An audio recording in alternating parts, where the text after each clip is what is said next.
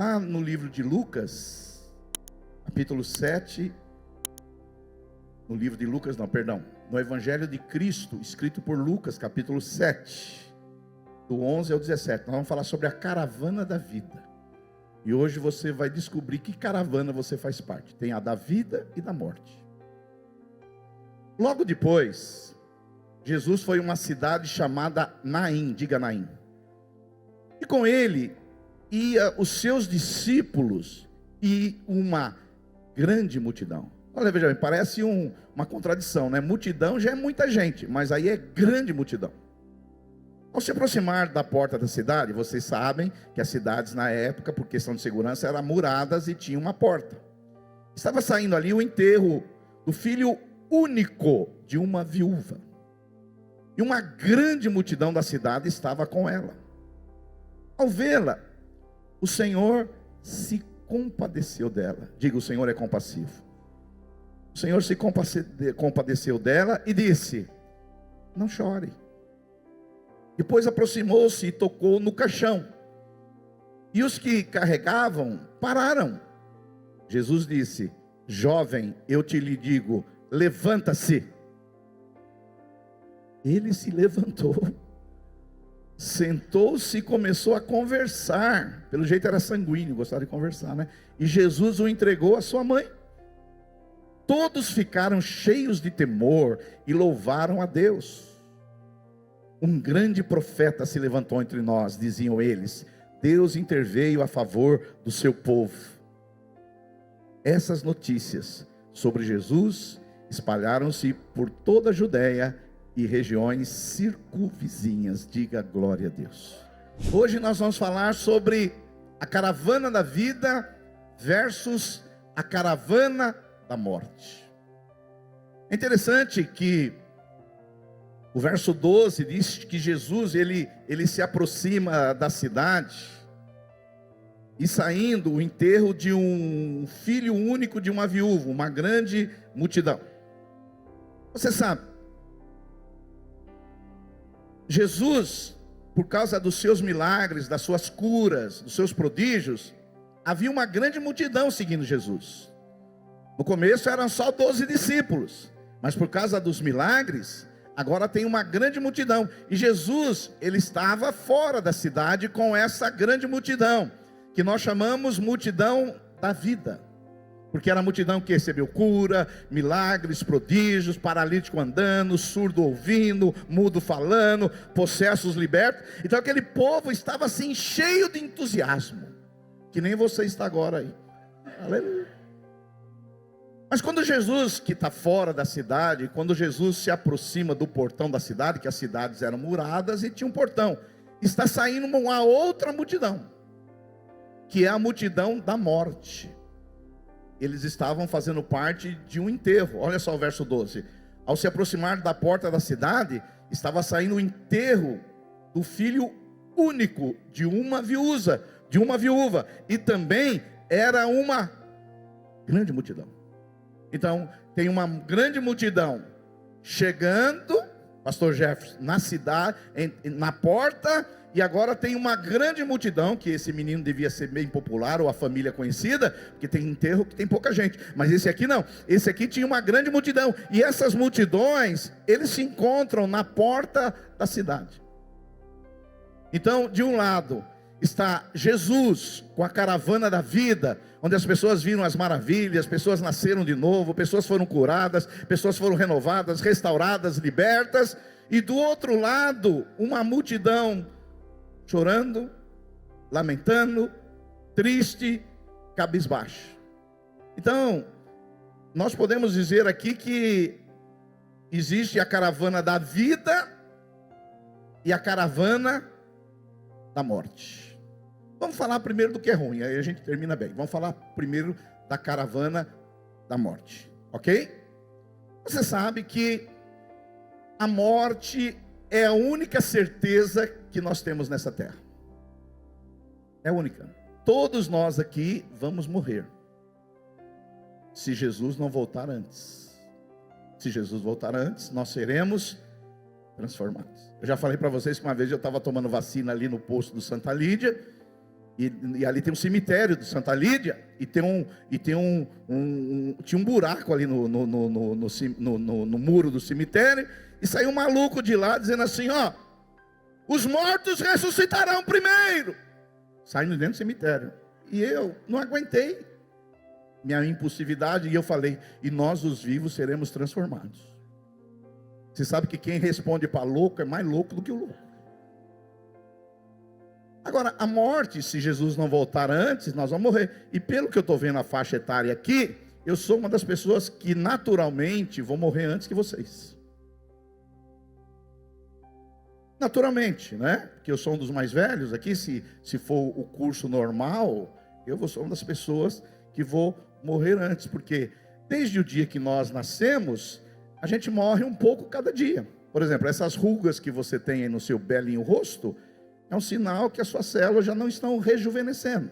Você pode passar elixir, pode arroz, pode fazer a maquiagem, mas isso é um sinal que você está morrendo.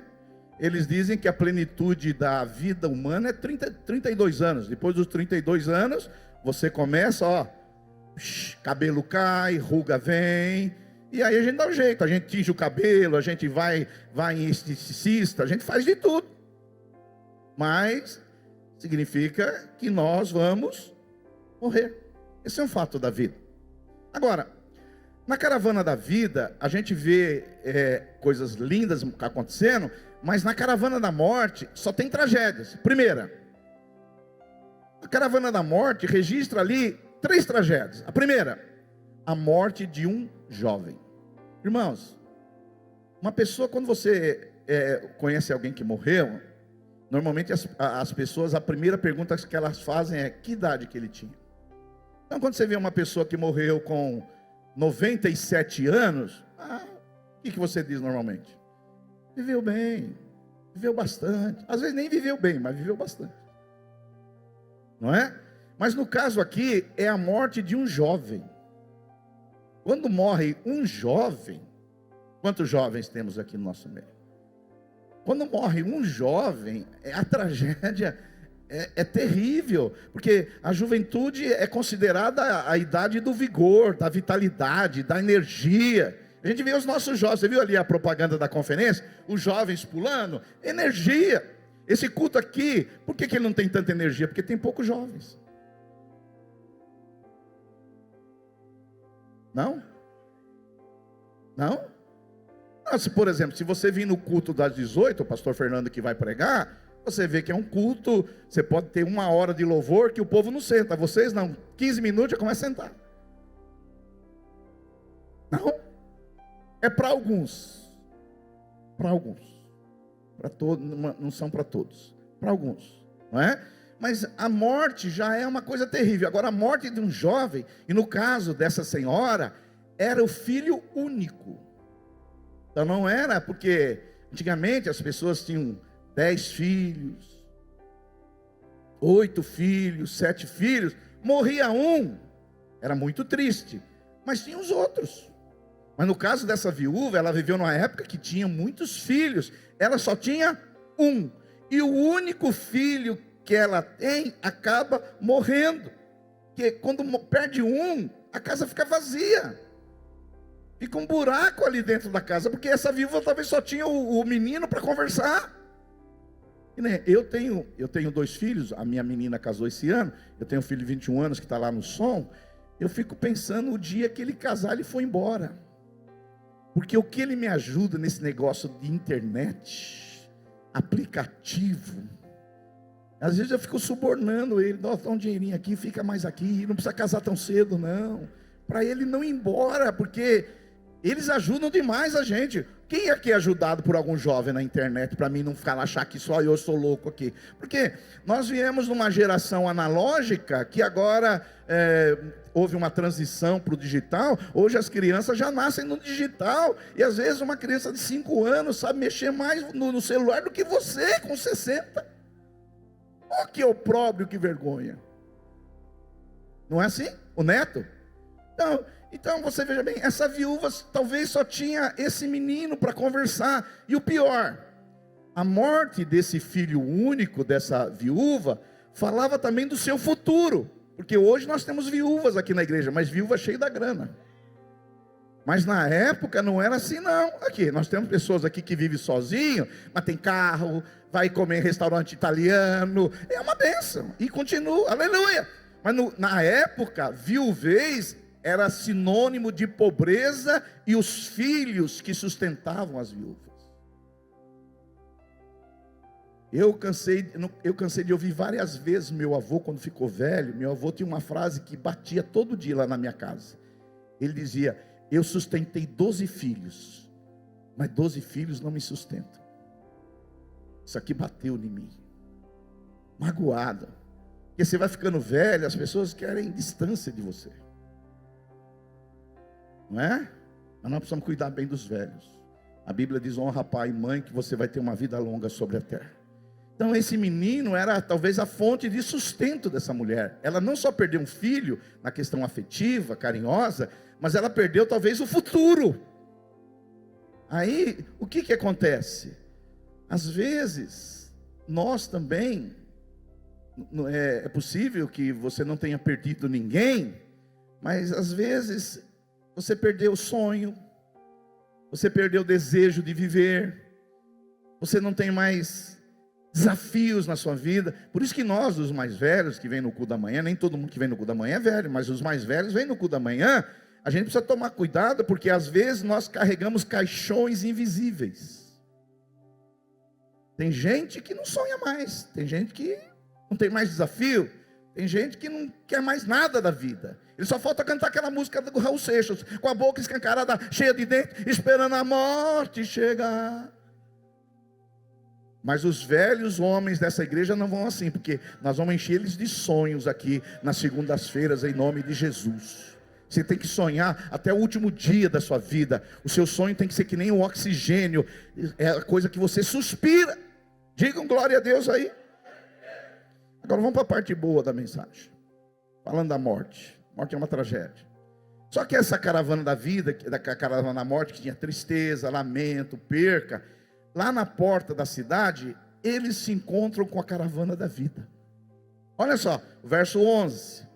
Logo depois, Jesus foi a uma cidade chamada Naim, e com ele os seus discípulos e uma grande multidão.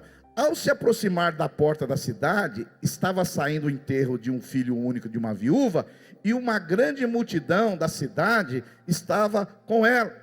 Então, nesse portão da cidade, as duas multidões se encontram. Na caravana da vida é a morte. Nós temos a Jesus, que é o Filho de Deus, que vai morrer para nos salvar. Na caravana da morte é o filho único da viúva, que vai ressuscitar. A viúva, ela tem esse encontro. Quando a gente se encontra com Jesus, mesmo os mortos ressuscitam seus sonhos, ressuscitam seus desafios, porque onde chega Jesus, a nossa alma é oxigenada com a esperança e com os sonhos. Quantos podem dar um glória a Deus aí? Então, quando essas multidões se encontram, algo acontece.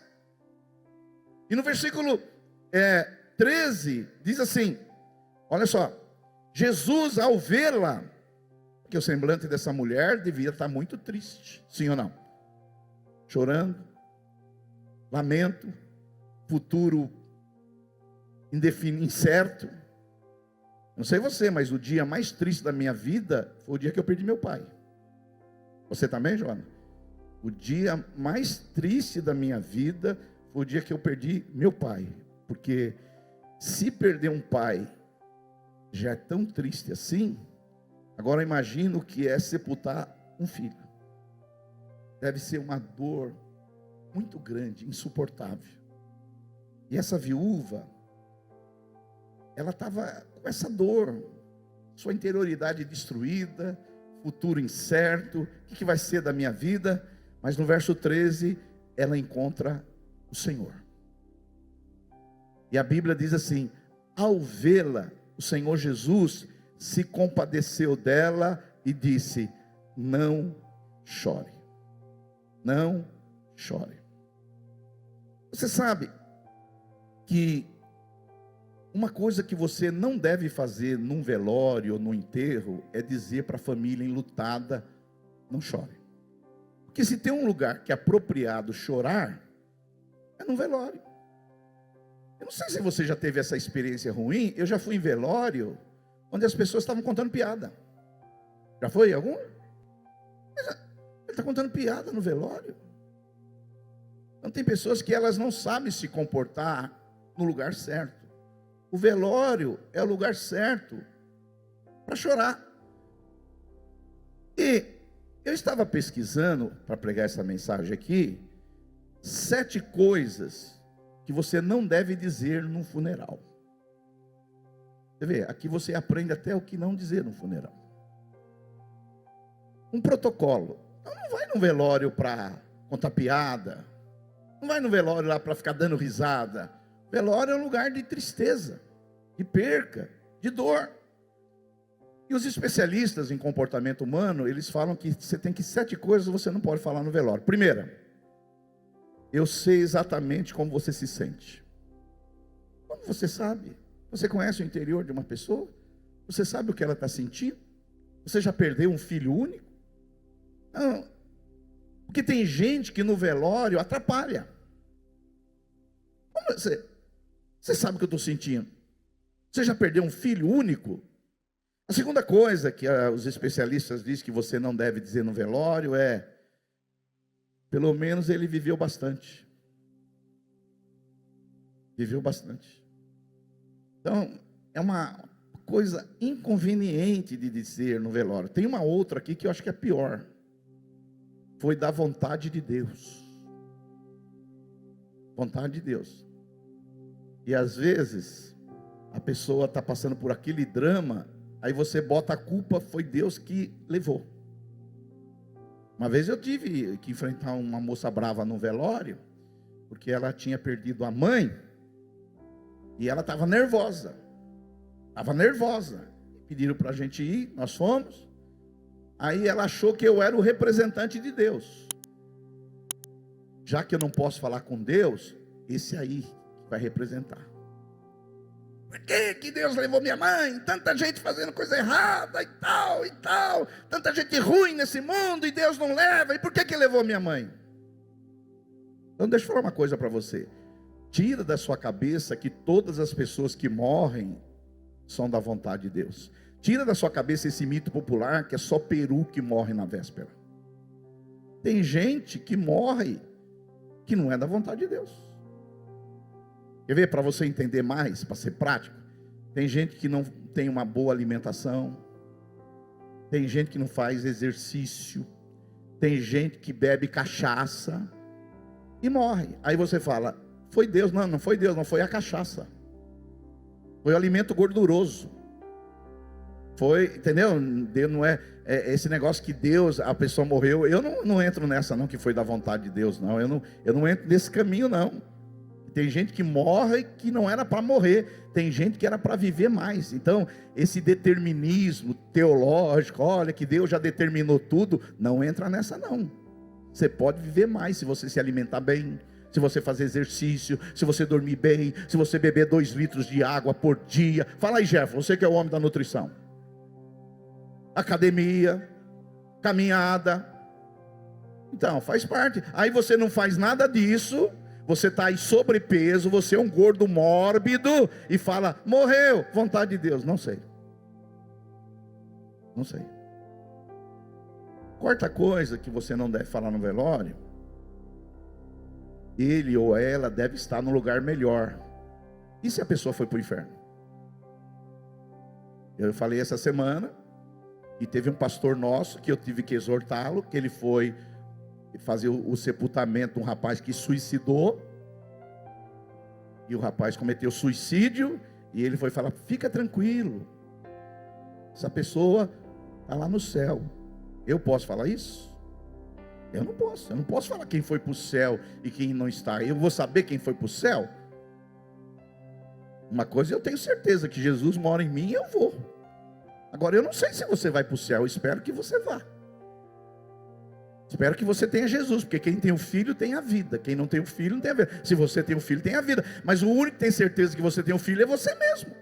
Como que eu posso ter certeza que você tem? Eu posso olhar de longe, parece que tem um filho, aquele ali parece que não tem, aquela ali parece que tem. Eu posso olhar de longe, mas certeza mesmo a gente pode ter? Não. Quinta coisa que não se deve falar no velório é: tudo acontece por uma razão. Filho, nem tudo na vida acontece por uma razão. Tem coisas que são coisas do acaso. Tem coisas que são coisas da vida, de um mundo caído, uma doença, um problema.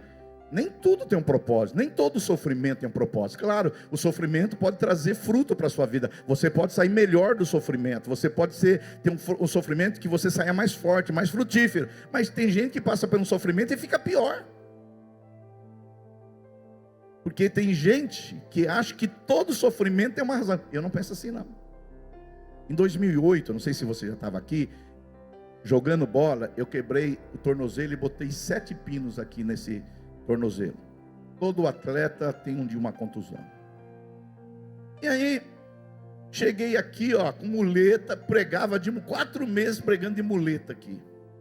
E uma irmã chegou para mim e falou assim: entendi, pastor Silvio, porque você quebrou o tornozelo e você colocou esses 7 pinos. Eu falei: você entendeu? Porque até hoje eu não entendi, não. Eu achei que foi um brutucu que entrou lá no meu tornozelo e quis me quebrar. Não, mas isso aí tem um propósito, o pastor tem uma razão. Eu falei: qual é? Deus quer avivar a igreja. Deus quer avivar a igreja e Ele começou pelo seu tornozelo. Eu fiquei tão nervoso, que você sabe que eu sou manso e humilde de coração, né?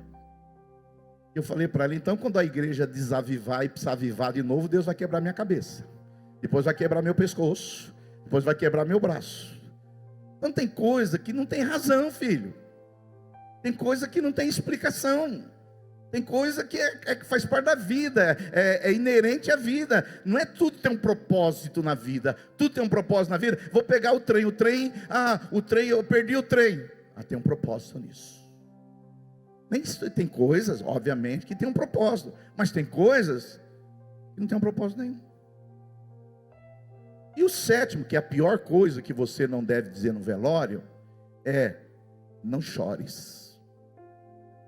Nunca diga no velório: não chores. Mas é interessante que Jesus, ao vê-la, no verso 13, o Senhor teve compaixão dela e disse: não chores. Peraí, os especialistas em comportamento humano dizem que você não deve falar para a pessoa não chorar. E Jesus disse para ela: não chores. Como não chorar diante da morte? Como não chorar diante de uma dor tão cruel? Funeral é um lugar de choro. A morte traz sofrimento, dor. As lágrimas são esperadas. Por que que Jesus disse para essa mulher: não chores? Porque Jesus não é como nós. Jesus tinha um poder tão glorioso. Ele é capaz de entrar lá na interioridade humana e tirar toda a dor, todo o sofrimento, tudo que é difícil. Esse Deus, Ele é capaz de entrar no lugar que eu e você não conseguimos entrar. E Ele disse: não chores. Por isso que lá em Hebreus capítulo 4, verso 15, se vocês puderem projetar, Hebreus capítulo 4 não está aí, mas se vocês projetarem Hebreus capítulo 4, verso 15, a Bíblia Sagrada vai dizer assim: não, pois não temos um sumo sacerdote que não possa se compadecer das nossas fraquezas, mas sim alguém que, como nós, passou por todo tipo de tentação, porém sem pecado. Olha só a Bíblia Sagrada: porque não temos um sumo sacerdote, Jesus, que não possa compadecer-se das nossas fraquezas. Jesus é um Deus compadecido. Jesus é um Deus cheio de compaixão. Jesus é um Deus que poderia entrar lá na interioridade humana. Ainda que o menino não fosse ressuscitado, Ele poderia tirar todo o sofrimento, toda a dor, algo que eu e você não podemos fazer, mas Jesus, Ele pode fazer sim. Aleluia. Jesus, Ele ressuscita o menino, mas não é só por causa da ressurreição, porque Ele se pode compadecer, porque nem todos os mortos serão ressuscitados, sim ou não? Mas Ele tem o poder de entrar na nossa interioridade, lá onde separa alma e espírito, juntas e medulas, Ele tem o poder de entrar lá e trazer o verdadeiro consolo. Por isso que Ele é o único que no velório pode dizer: não chore. Agora fala para o seu vizinho: você não pode falar isso não. Você não pode falar isso não. Porque as pessoas têm que chorar mesmo. Outra coisa, na caravana da vida, Jesus triunfa sobre a morte que nos espreita. Olha só o verso 14. Jesus se compadece da mulher, porque nosso Deus é um Deus compassivo, misericordioso, que na hora da luta, da aflição, Ele nos consola. E no verso 14 diz assim: depois aproximou-se e tocou no caixão. E aos que carregavam, pararam. Jesus disse: jovem, eu te digo, levanta-se.